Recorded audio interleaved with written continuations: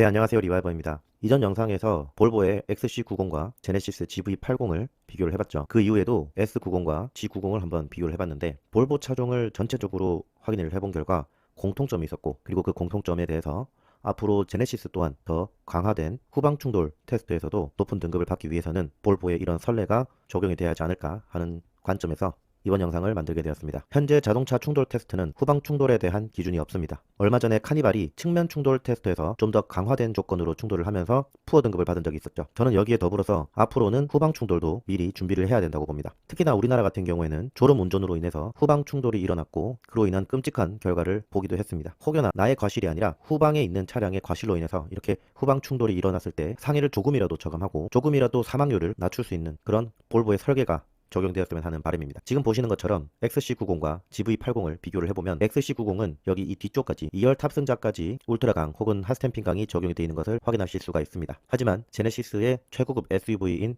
GV80에서는 이 부분을 확인을 하실 수가 없습니다. 뒤쪽까지는 울트라강이 적용이 되지 않은 모습이죠. 참고로 세단의 최고급형인 G90도 마찬가지였습니다. 이렇게 빨간색으로 표시된 부분 보시면 울트라강 혹은 핫스탬핑강이 아닙니다. 현대차 그룹에서 공식적인 자료로 내놓은 이것은 차량을 총 3가지 구간으로 나눴습니다. 먼저 전방의 충격 흡수 구간 크럼플 존, 그리고 후방의 충격 흡수 구간 크럼플 존, 그리고 마지막으로 승객을 보호하는 세이프티 존입니다. 이 앞뒤의 크럼플 존은 각각 충격 흡수를 하고, 가운데 있는 세이프 존은 영역 유지라는 임무를 맡습니다. 자, 그러니까 이 앞쪽은 변형이 되면서 충격을 흡수하고, 이 뒤쪽도 똑같이 변형이 되면서 충격을 흡수해야 됩니다. 그런 만큼 이 거리가 길어야 충격을 흡수할 수 있는 구간이 길어지게 되는 것이죠. 그리고 이 가운데 세이프티 존이라고 하는 부분은 충격 흡수가 아니라 영역 유지라는 임무를 받습니다. 그러니까 변형이 아니라 내부에 있는 승객을 보호하기 위해서 형태가 유지가 돼야 된다는 것이죠. 뿐만 아니라 사고 시에 탈출을 하기 위해서도 문을 열 수 있도록 이 부분은 최소한의 변형이 이루어져야 합니다. 자, 여기에서도 공식적으로 언급한 바와 같이 크럼플 존과 세이프티 존으로 나뉠 수 있고, 크럼플 존은 외부에서 발생한 충돌 에너지를 흡수하는 구역이라고 하고 있습니다. 하지만 최근에 엔진의 다운사이징 트렌드와 함께 내부의 거주성을 극대화하기 위한 캡포워드 형식의 차체가 주류가 됨에 따라 엔진룸의 면적이 줄어들면서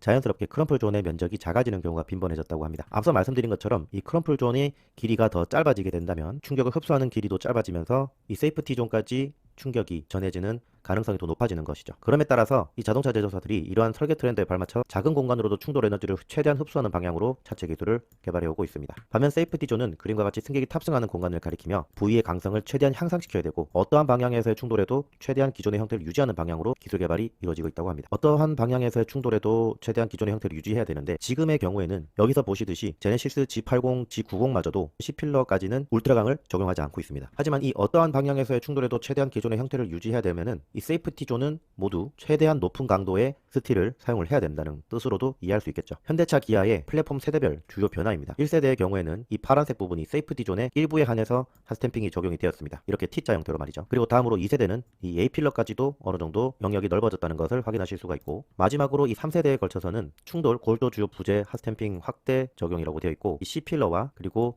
사이드실까지도 확대 적용이 된 것을 확인하실 수가 있습니다. 다만 이 정도의 핫스탬핑 확대 적용은 사실상 거의 G90에 준하는 수준입니다. 그러니까 여기서 말하는 3세대도 어떻게 보면 가장 높은 등급의 차량에서 누릴 수 있는 안전이라는 것이겠죠. 제네시스 또한 마찬가지로 급은 나눠집니다. G70의 경우 먼저 이 사이드실의 인너 측은 울트라강 혹은 핫스탬핑강이 아니고요. B필러도 마찬가지입니다. 하지만 G80에 이르러서는 안쪽과 바깥쪽 모두 사이드실에서 울트라강 혹은 핫스탬핑강이 적용되었음을 확인하실 수가 있고, B필러, A필러도 마찬가지로 안쪽은 울트라강이 적용이 되어 있습니다. G70도 A필러는 울트라강이 아니었죠. 뿐만 아니라 G80과 90에서도 약간의 차이는 확인하실 수가 있습니다. G80보다 이 G90은 오너 드리븐보다는 슈퍼 드리븐, 그러니까 별도의 운전기사가 있는 차량일 가능성이 더 높습니다. 그만큼 이 2열 탑승자의 안전성은 무엇보다도 중요한 차가 G90이죠. 그래서인지 G80의 경우에는 여기 이쪽 라인까지만 울트라강이 적용되어 있는 것에 반면 G90은 좀 더 길게 뒤쪽까지 연장이 되어 있는 것을 확인하실 수가 있습니다. 다만 여전히 G90까지도 이 C필러는 울트라강이 아니라는 점은 분명해 보입니다. 이 부분은 제네시스 SUV인 GV70과 GV80도 마찬가지입니다. 내측의 사이드실은 GV80에서 상당히 연장되어 있는 것은 확인하실 수가 있지만, 이 C필러만큼은 GV70과 80은 동일하게 고장역강 혹은 초고장역강인 것을 확인하실 수가 있습니다. 이전 영상에서 제가 말씀드렸던 이 XC90과 GV80의 비교점, 방금 말씀드렸던 것과 똑같습니다. 이 C필러가 모두 울트라강으로 되어 있습니다. 반면 GV80은 고장역강 혹은 초고장역강으로 확인이 됩니다. 자, 그러면 제가 말씀드렸던 것처럼 볼보는 안전 철학에 있어서는 확실한 기업입니다. 그리고 제가 이 볼보 차종들, 국내에 판매되고 있는 모든 볼보 차종의 바디 스트럭처를 확인을 해본 결과를 공유를 해보겠습니다. 자, 먼저 국내에서는 SUV 라인으로 XC90, XC60, XC40이 있고요. 세단은 S90과 S60, 그리고 크로스컨트리로는 V90과 V60이 있습니다. 자, 다음으로 넘어가 볼게요. 앞서 보여드렸던 총 7가지 차량의 바디 스트럭처입니다. 이 바디 스트럭처에 대해서 핵심만 집어서 설명을 드리면, 먼저 전 모델이 알루미늄 범퍼입니다. 앞쪽에 보시면 범퍼가 모두 초록색인 걸 확인하실 수가 있습니다. 심지어 XC40 SUV 중에서도 가장 낮은 등급인 XC40마저도 알루미늄 범퍼를 적용을 했습니다. 뿐만 아니라 앞서 말씀드린 것처럼 세이프티 존도 모두 울트라강으로 되어 있습니다. 특히 눈여겨봐야 할 곳이 C필러입니다. XC60도 C필러가 빨간색이고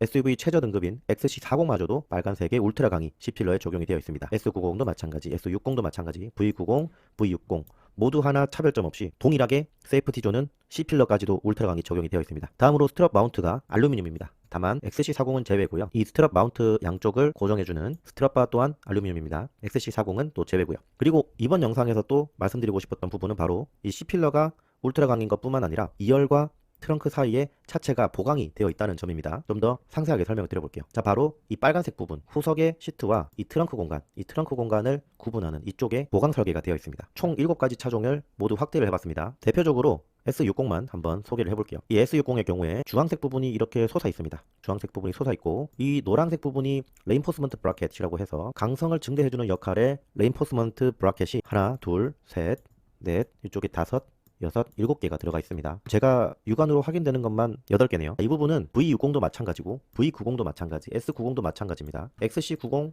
XC60 모두 동일하게 이쪽 부분의 프레임을 높게 올리고 그 다음에 수많은 브라켓들이 모여서 차체의 강성을 높여주고 있는 모습입니다. 후석 트렁크 차체 보강 구조는 다른 차들에 비해서는 조금은 빈약해 보이긴 하지만 XC40까지도 이런 식으로 적용이 되어 있는 것을 확인하실 수가 있습니다. 저는 이 구조가 특히나 제네시스 G80 혹은 G90에는 적용이 먼저 되어야 한다고 생각하는 이유가 있습니다. 왜냐하면 앞서 설명드린 것처럼 제네시스 G90은 오너 드리븐이 아니라 쇼퍼 드리븐의 차가 많습니다. 운전기사가 별도로 있는 차량이죠. 그렇게 되면 운전기사의 안전도 중요하겠지만 가장 중요한 것은 이 뒤에 앉아있는 이 차의 오너입니다. 이 오너가 자신이 타고 있는 차는 안전한 차라는 것을 인식을 해야 되는 겁니다. 앞쪽에서 박든 뒤쪽에서 박든 말이죠. 하지만 지금의 차량은 이렇게 전방 충돌에 대해서는 어느 정도 보강이 되어 있지만 후방 충돌에 대해서는 볼보 차들에 비해서는 여전히 더 개선이 필요해 보인다는 점입니다. 자, 그렇다면 현대차 기아도 몰랐을까요? 당연히 아니겠죠. 국내 최대의 자동차 브랜드이고 자동차 관련한 최고의 기술력을 가졌을 뿐만 아니라 최고의 지식을 갖춘 곳이니까요. 하지만 그들에게도 딜레마는 있을 겁니다. 볼보의 공격적인 설계, 그러니까 안전만을 위해서 이렇게 공정이 추가되고 무게가 무거워지고 그리고 실내 공간까지도 줄어드는 그러한 결정을 하기에는 쉽지 않았을 테니까요. 이건 단순히 이번 영상을 보시는 분들도 제네시스는 왜 이렇게 안전하지 않는 거냐라고 생각할 부분이 아니라 볼보의 이러한 설계는